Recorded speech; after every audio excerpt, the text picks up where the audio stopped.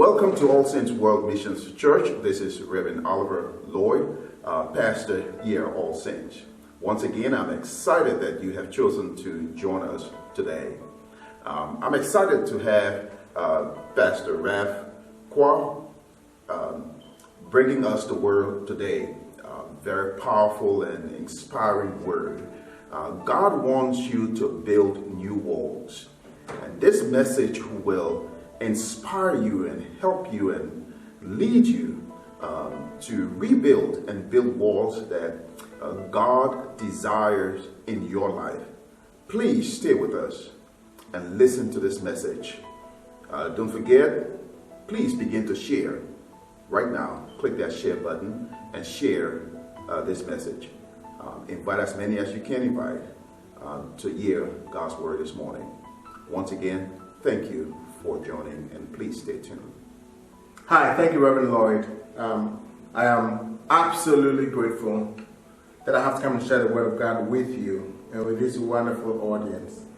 It's been, about 8-9 weeks that we've been doing this, and it's a pleasure that I bring you this word on one of our very, very last broadcasts. So God bless you for watching. God bless you for sticking with this family through this. We know it's not been easy, but we are most grateful for all of you. Let us pray. Father, in the name of Jesus, we want to thank you for everyone watching.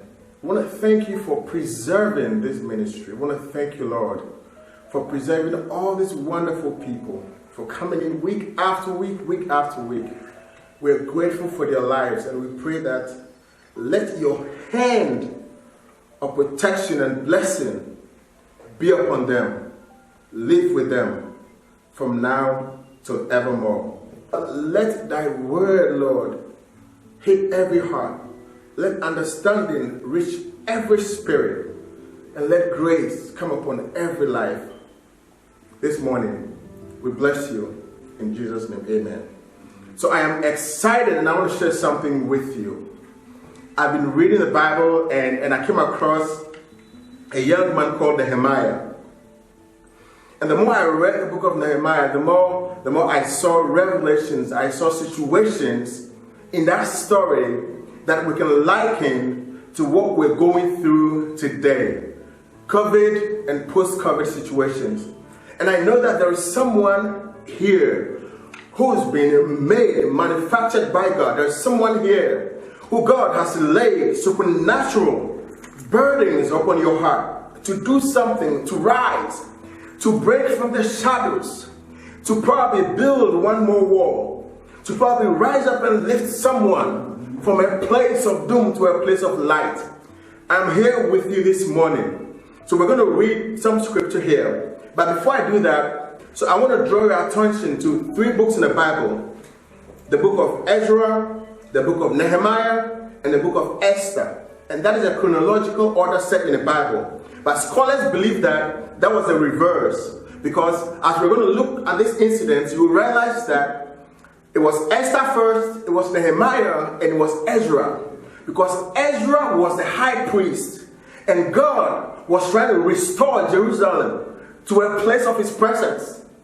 Amen. God was trying to restore Jerusalem to a place of his presence. Because the goal all along was to establish the temple in Jerusalem. Amen.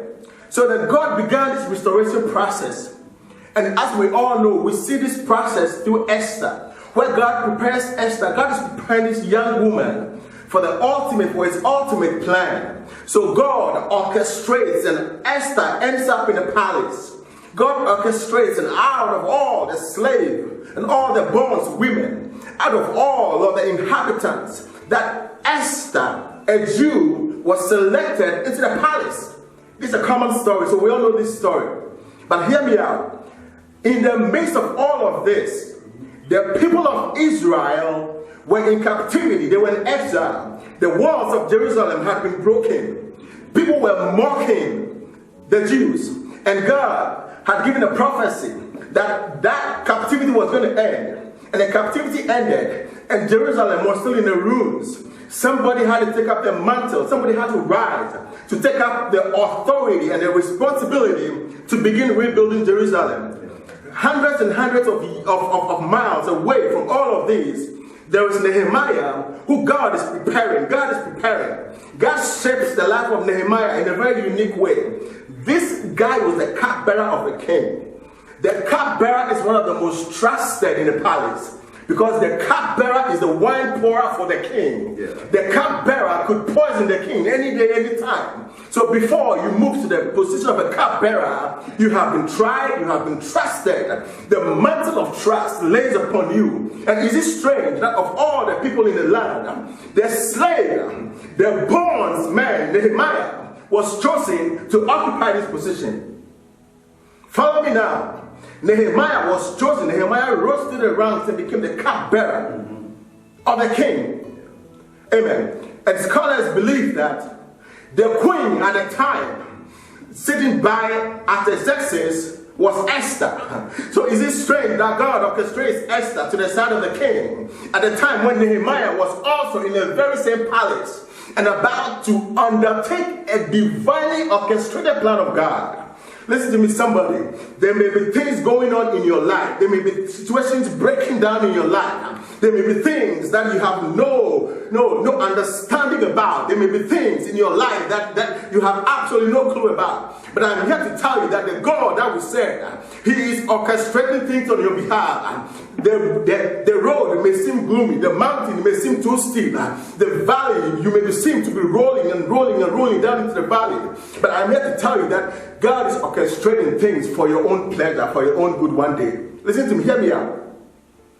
So Nehemiah is in the palace. And then from nowhere, people from Jerusalem visit the palace. And Nehemiah asks a question. What is going on back home? This is just normal. We all do this. When someone travels and comes back, when someone goes to our hometown or visits places that we know, and they come back, we ask, what is going on? What is happening back home? And this servant looks at Nehemiah and says, listen, there is ruins back home. The temple is broken. The walls of the great city of Jerusalem is down. Jerusalem has become a city of mockery. The few inhabitants that were left are just there. No leadership, no plan. And there was something going on in Jerusalem. And the Lord laid a burden on Nehemiah in his heart. The Bible said that Nehemiah became so uncomfortable. Nehemiah could not sleep, he could not eat, he could not drink. And guess what he did? Nehemiah went on his knees and he began to pray to God. He started praying to God and said, hey God, listen, hear me, your servant. Hear the voice of your servant. There is something happening. There is a cry in my spirit. There is a hunger in my spirit. There is work to be done. There is deliverance that must come to the people. There is deliverance that must come to the Jews. But here I am. What can I do? What can I do? He says, God, I know my people have been stubborn. My people have been in sin. I know we have committed so many sins along the way. But please forgive the sins of the nation. Forgive the sins of my people. And heed to my voice. Because there is something I need to do, Lord. There is something I need to do. I need to rise above the hate. I need to rise above the comfort level. Listen, Nehemiah was comfortable in the palace. He was comfortable. Nehemiah didn't have to take up the mantles to rebuild the walls of Jerusalem. But something was kicking him. And the Bible says that Nehemiah went to the palace one time. And the king saw that Nehemiah was sad. For the king to see that Nehemiah was sad, it means that the king was very close to Nehemiah. Or probably the king was a friend to Nehemiah. Nehemiah was a friend to the king. And the king asked Nehemiah, what is it? What is it? What can I do for you, Nehemiah? Nehemiah asked the king, is it normal? Is it okay that the cities of my forefathers, that the cities of my ancestors lies in ruins when I am here and I'm enjoying all of this comfort level? I pray somebody that the Lord will lay upon you today the mantle to deliver your family, that the Lord will lay upon you the mantle to deliver your generation, that the Lord will lay upon you to deliver your entire genealogy. Amen. You know there is something wrong. You feel the urges in your spirit. You feel the hunger in your soul.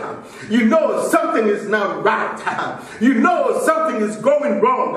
You know something is going downhill. You know there is a situation in your life. You know there is a situation in your family.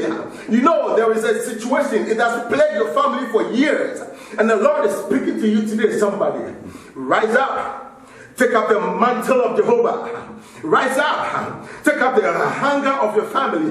Rise up. Take up the hunger of the race of the nation. Because inside of you there's possibilities. So God begins the glorious plan to bring his presence to Jerusalem. And Nehemiah rises up. And the Bible says that the king does not only grant Nehemiah's wish, but gives him letters to allow him passage through the land, gives him soldiers and horses to accompany him to Jerusalem, gives him the permission to cut timber and lumber to drag with him into Jerusalem to rebuild the walls of Jerusalem. And Nehemiah gets to Jerusalem, and Nehemiah begins the process of rebuilding. Nehemiah begins the process of rebuilding. Listen, there is rebuilding coming your way. There is a mantle to rebuild the broken walls in your life. Because let me tell you what walls do for you. Walls are a shield of protection against you and your family. When you build up walls around a city, it becomes a fortified city. The fortification of a city depends on the thickness of the walls. The thicker the walls or the stronger the walls, it means that the enemy cannot penetrate. The thicker the walls, the enemy has no chance of getting into that wall. The higher the walls, the better, because they cannot climb over the walls. So the places of walls in your life are necessary. Some of you need to begin to rebuilding some walls in your life. Walls of morality, walls of sanity, walls of goodness, walls of compassion. You need to start raising these walls because that is the character of Jesus, and that will be directly translated into your life. The more walls of goodness, the more walls of progress, the more walls of unity you can build in your life, the better your life, the better my life, the better we can work together to advance the kingdom of God. So what walls are broken in your life? I'm asking you today, what walls do you need to rebuild in your life? What walls is it that are broken? You must begin. And I will encourage all of you to read Nehemiah chapter 1 and read the prayers of Nehemiah, because Nehemiah prays a very powerful prayer. Nehemiah repents for the nation. Some of you need to come to the place of repentance. You know what is broken in your life. Fix it. You know the cause of it. Repent. Fix the broken walls in your life. Fix the broken walls in your life. So COVID restricts you. COVID sets a standard for you. COVID has forced you to live a certain way. COVID has forced you to live a certain life. But I am here to declare to you today, by the power of God over your own life, by the Spirit of God that dwells inside of you, the walls in your life can be rebuilt. Make that decision today. Rise up and build the walls that are broken. Rise up. Rise up and build the walls that are broken. Rise up. Go to your master. Go to the King of Kings and the Lord of Lords and say, the walls in my family, the walls in my ancestry, the walls in my own life are broken down. I need to rebuild these walls. I need to rebuild the walls for my children. I need to rebuild these walls for my generation. I need to rebuild these walls for myself. Because in the rebuilding of the walls, there is a fortification of your household. As you rebuild the walls in your body, as you rebuild the walls of sin and shame, as you rebuild the walls of filth and dirt, you are cleaning your house for the presence of God. You are cleaning your home for the presence of God. Because don't forget, after Nehemiah rebuilt the walls, the temple was built in Jerusalem. And Ezra, the high priest, pulled the law, read the law to the people, caused the people to repent, reintroduce the presence of God into the temple for the people. So I am here to tell you, when the walls are built in your life, then the Spirit of God will have a dwelling place in your life. Because the temple of old is no more, but the temple of Jehovah is inside of you. Because the Lord dwells inside of you. Your body is the temple of the Holy Ghost. Your body is the dwelling place of God. So those broken walls around the city must be rebuilt. Those broken walls in your life must be rebuilt. Those broken laws that prevent the manifestation of God's righteousness in your life must be rebuilt. Listen, somebody, 9 out of 10, the reasons your prayers are not being answered, the reason the Lord is not visiting you is because there are broken walls in your life. There are broken walls in your body. There are broken walls in your spirit. It prevents the God of heaven, the God of Jacob, of Abraham and Isaac from visiting you. So we need to rebuild the walls. We need to erect the right walls. We need to set our lives back to the glory of God.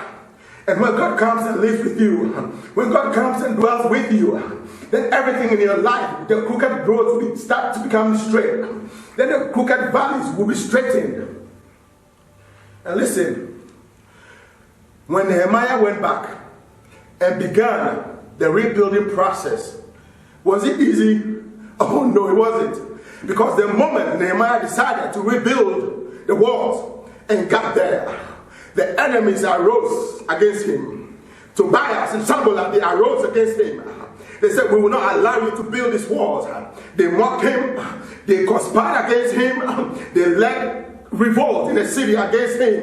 But Nehemiah was filled with the anointing of God. He was filled with the strength of Jehovah. He stood his ground. He fought battles. He fought them. If you think that the rebuilding of the walls will come easy, I am here and I'm telling you, but there is grace from above for you. There is anointing from above from you. The Bible says that the anointing of Jehovah breaks every yoke. So the anointing upon your life will break every yoke in your life. When men say you will fail, the Lord says that you will rise. When you are cast down, the Lord says you will rise, you will be lifted up. May the grace of God come upon you. May the power and unction of Jehovah dwell inside of your body.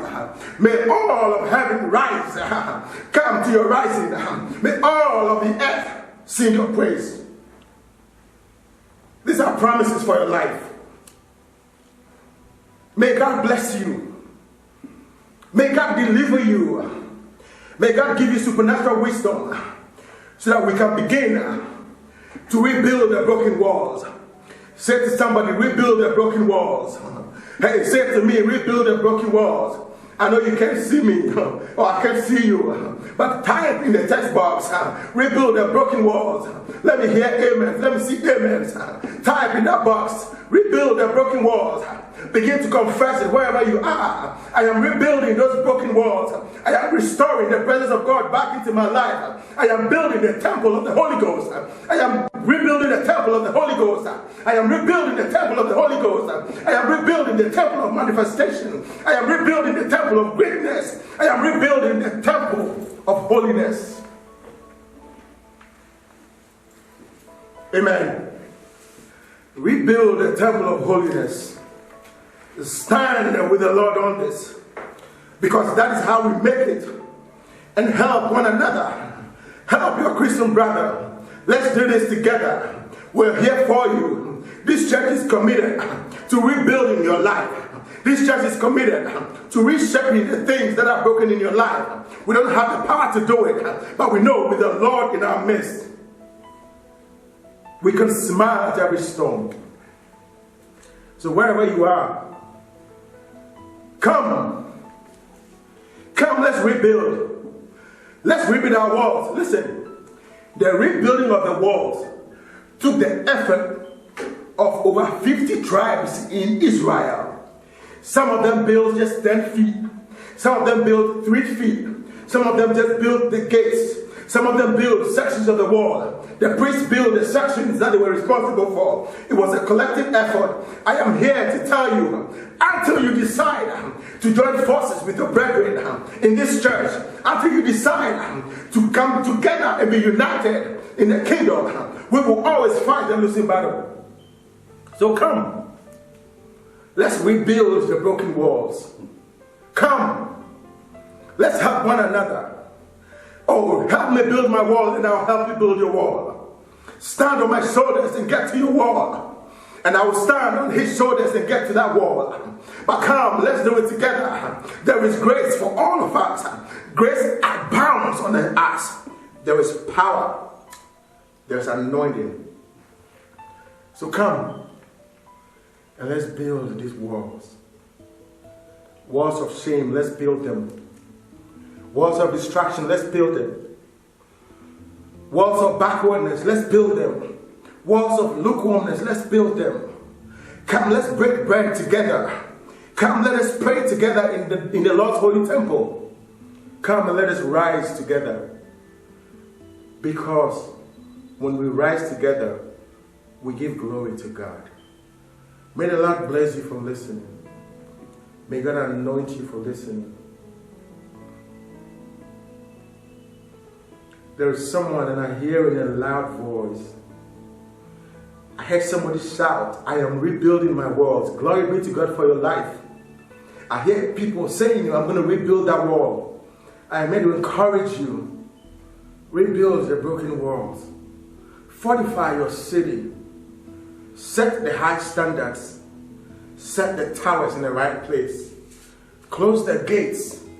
You know, another time we'll talk about the gates in that wall. There were between 10 to 12 gates in that wall. All the gates represented something else. But today, let's rebuild the walls. Let's rebuild the walls. May the Lord bless you for watching. If this message touched you, I'm sure you know somebody who must hear this message. Please share this message with someone. Let someone bless someone's life with this message. It is free. Bless someone's life with this message. Let us pray. Father, I want to bless you for whoever is watching right now and whoever would watch later. I pray, Lord, that you open their eyes, Lord, to see the broken walls in their lives, oh God. That you open their spirits to acknowledge the wrongs in their lives, oh God. I pray in the name of Jesus, and I declare by the power of this word, that any man who sets their sights on rebuilding the broken walls in their lives, oh God, you will grant them grace, supernatural wisdom, wisdom that comes from heaven, and lead them to the right people, lead them to the right places, bring them to the right authorities, Lord. Grant them access to everything that they will need, Lord, to rebuild their walls, oh God. To some of these people, Lord, to some of us, Lord, we need mentors. Father, bring great mentors their way, Lord. To some of us, we need fathers, Lord. Father, bring supernatural fathers our ways, Lord. And to some of us, it is a close relationship with you. Lead us into your presence and come dwell in every house. I bless you, Lord, and I thank you. In Jesus' name we pray. Amen and amen. God bless you for listening. God bless you for listening. Next week, we invite you to the sanctuary. The information is right there. So next week, we'll see you. God bless you. Amen and amen. Amen. Thank you very much for joining us today. I'm very excited that you decided to be a part of our experience with the Lord today. I want to encourage you to continue to come and follow us. By the matter of fact, right now, I want you to please just click on that button and subscribe, follow, and don't forget to share our page with all of your contacts. It means a lot to us. This is the least you can do to support us in the spreading of God's word. You can also support us in these difficult times as our church, like every other ministry during these coronavirus pandemic. We are faced with some critical financial difficulties, and we trust that God will speak to your heart and move you to support our ministry. It is through your giving and your support that we're able to do the work of ministry. Moreover, we are on the prayer line every Tuesday and every Friday. On Tuesday, we have 1 hour long prayer time, and we'd love to have you come and be a part of our time of prayer on Tuesday at 9 p.m. And on Friday, when we are studying the Word of God, you can also come and join us on our prayer line and other platform that we have that we are using. Please do be a part of what God is doing among us. I also want to encourage you, my dear friends, to keep us in your prayer. It is another way that you can support us.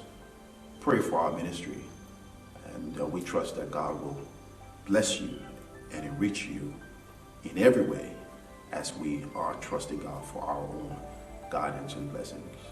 God bless you and keep you. Once again, thank you for watching. Please don't forget to click on that share button and share this message with all your contacts. If you're watching from YouTube, please make sure to subscribe and share this video. This is the best you can do and the most you can do to support this ministry and allow the Word of God to reach as many as possible. God bless you.